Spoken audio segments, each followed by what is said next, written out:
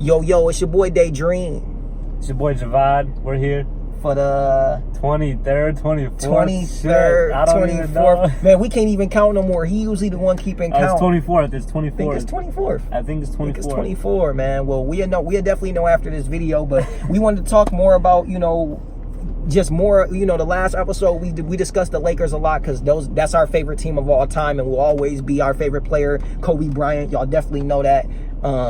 But we just wanted to speak on all the other players that got picked up, what we think of the East, what we think of the West total. And honestly, dude, I don't want to fast forward at all, but to me, if you look at really who the Brooklyn Nets have, I actually think the Bucks can beat that team. I'm not going front with KD. Yeah, I think the Bucks are solid too. One thing I wanted to touch on that I think we missed completely in the last episode was just how good Jerry West is at what he does, bro.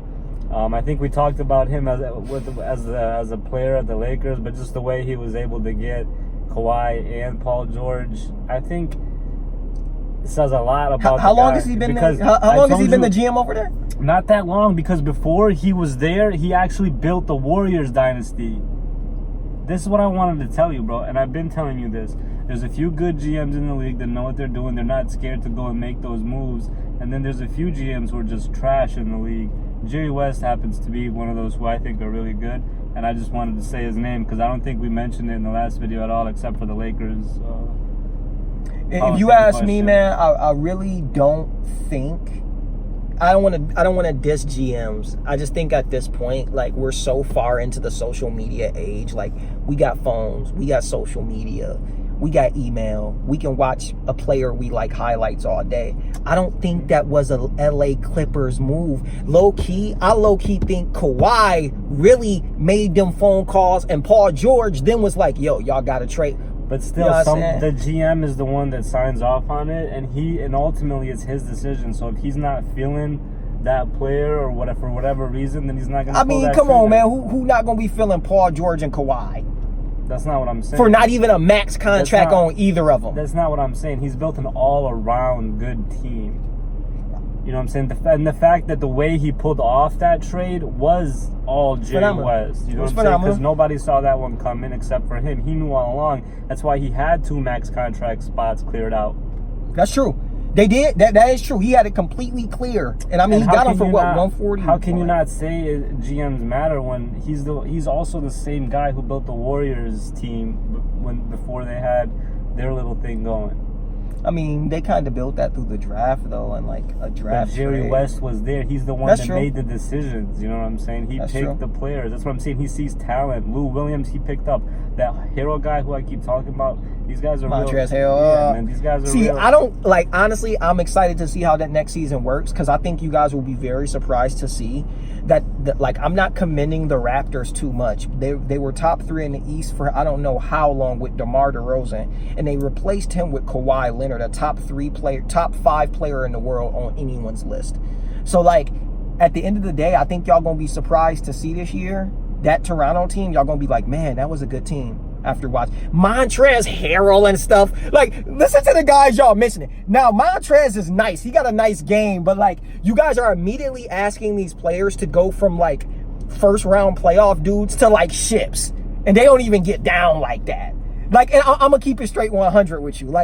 Pat Beverly, don't get me wrong, you're a nice defender, bro, but KD still was dropping buckets on his head. He still dropped 30 on him. Like I said, man, we gonna see what's happening with y'all Clippers, man. And Paul George, every playoff, we just supposed to Paul George is gonna magically just play with Kawhi and become an amazing playoff performer. When the last 2 years, ever since he was on left the Pacers, his playoff performances are very streaky. We're talking games where he's 2 for 17, 2 for 18. Horrible shooting nights that you actually can't blame on Russ. I'm shooting 2 for 18. That's Russ' fault. That don't make sense. I'm sorry. No, but listen, you can't mention KD's name when you're talking about P-Bev holding defense because Kobe Bryant didn't figure out KD. So there ain't nobody going to figure out KD. That's true. He's just a lethal monster. You know what I'm saying? Easy sniper.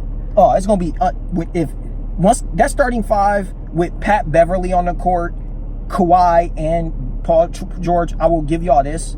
maybe the best front court defense, or honestly, just defense in Hill's got general. great defense too. Just defense in general of this decade could potentially be. Because you're dealing with, if you took Paul George defense away last year, he's not in the running for MVP. That's how good his defense was.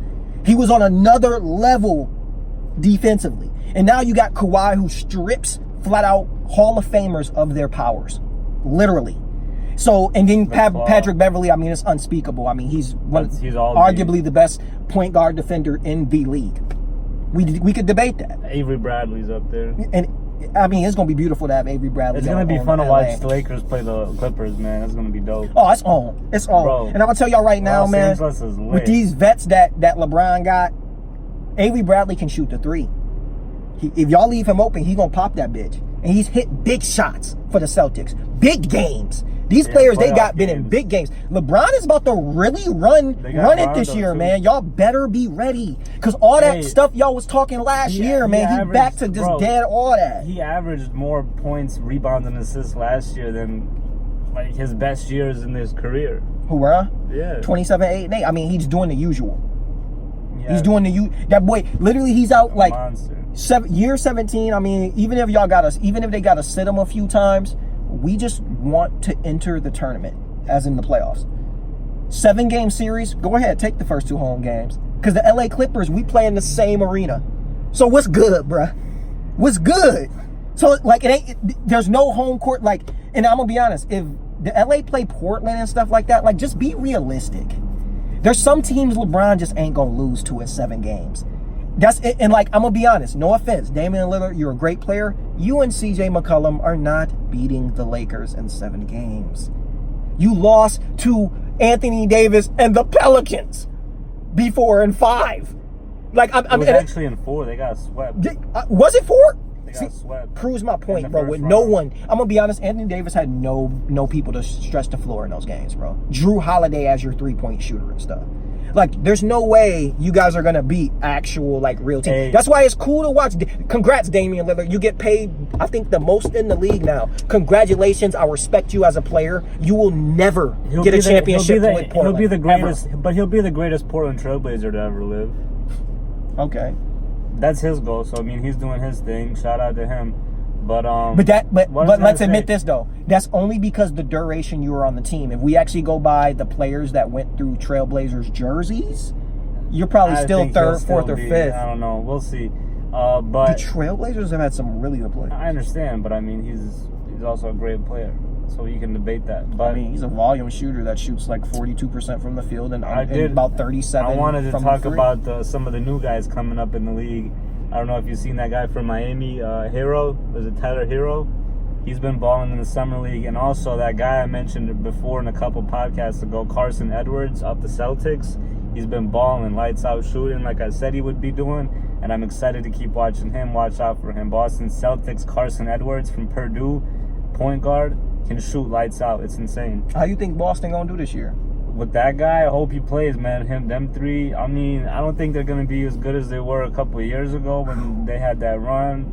They're probably going to be better than last year, though, I feel like. I don't know. They'll probably be right there in the same top 3, top 4 in the East. Yeah. Honestly, I don't see them missing a beat, man. Kemba Walker is one of those next-level guys. And now, y'all really testing the waters because a lot of people sleeping on Boston. But I'm going to keep it 1. Losing Horford is a big deal. Other than that, they need 2 guys down. Sixers are going to be nice with Horford. They need a guy down low that can defend. And I'm going to be real. I think the Celtics could possibly come out East. I do like the Celtics. You're dealing with Kemba Walker and Jason Tatum in his 3rd year. I do like the Celtics, man. I like their role players a lot. Yes. I like those. And you want to talk about defense. I like those guys. You want to talk about defense? Jaylen Brown, Jason Tatum, and Kemba can play some D. Kemba will get steals. He going to step in front of any point guard and give them their best game. So, like I said, Kemba got a team around him now. Michael Jordan, you're a bum for not cashing out Kemba. So, It is what it is. But I got the Hall of Fame question for you today. What's up? Real quick. Who's the better number 3 point guard, Dwayne Wade or Allen Iverson? Number 3 point guard? Like, what you mean by that? They wore the jersey number 3. Okay. I don't really. Okay. But just between those two guys, who do you think was better, Dwayne Wade or Allen Iverson? It is crazy to say this, man. I actually have to say D-Wade. Yeah. Only because, don't get me wrong, Allen Iverson has an insane shock value game. Yeah. But the one thing about it is, though, he's an insane ISO player to the point where he's going to take away shots from you. It's not even like his fault. That's his game. Yeah. What he's taking away has a pro and a con, because he's really going to hold that ball. Chauncey Billups said something interesting the other day on the podcast. He said dropping 30 meant too much to Melo. He said when he was on Melo team, if Melo dropped 20-22 and they won, Melo would be acting upset after the game. And he really? dropped, yeah. And they said he literally said this verbatim. He said Melo would drop 30 and we'd be losing, and he'd be hyped up trying to pick everybody up. So scoring the most meant too much to guys like Allen Iverson, to guys like Carmelo. When you say that, I mean, I don't know. I want to say D Wade's numbers were better, but like you said, AI's shock value was just insane. He was bigger icon. He was. I mean, you everybody knows how big of a GOAT he was and what he did in his era, and then obviously D-Wade had his era too, but I think you're right, man. I want to say AI just because it's AI, but I think you're right, man. I think D-Wade... Well, and we got to bring in... AI did get steals. I'll give him that. He wasn't a good defender. He got steals. That doesn't mean you're a good defender. That's facts. You can play steal lanes and get steals.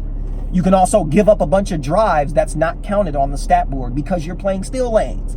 So like I said, like a lot of the stats can't be accounted for, but D-Wade won a championship his third year in the league. Yes, he had Shaq and Alonzo Mourning, but who was finals MVP and who is known as one of the best shooting guards to ever live? Like 35 or some stupid in that shit. finals. Yeah. So when you really come out the water with it, when you add his defense in with it too, D-Wade in his prime is no joke. Literally no joke. No, we're talking locking the best player up and also scoring 29, 28, 26 points, high numbers, and being able to pass. So like I said, I'm going to keep it one. I'm taking D-Wade. And there was a couple of years, bro, where I feel like he could just drive to the basket, do whatever he wanted whatever with the ball, he wanted.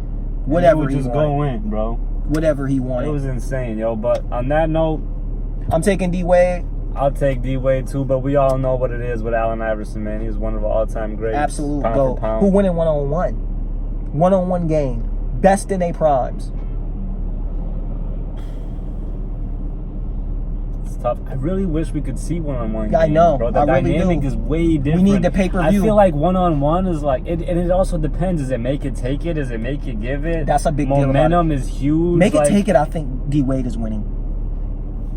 Yeah, make it take it. I think I don't like know, it's man. just It's tough, just dude, so because D-Wade tough. will back you down. Yeah, man. Like these guys, tough. these shooting guards are so interesting because after Kobe and Mike, and I say this, Kobe kind of revolutionized the post-scoring guards and like small forwards way more. You did not see a guard driving. You stop Kobe from driving, he just puts the ball and puts his back on you. He used to drive, but then I feel like after one of his injuries, he always switched up his game, you know. So Facts. he came back and just started doing what he could do, you know.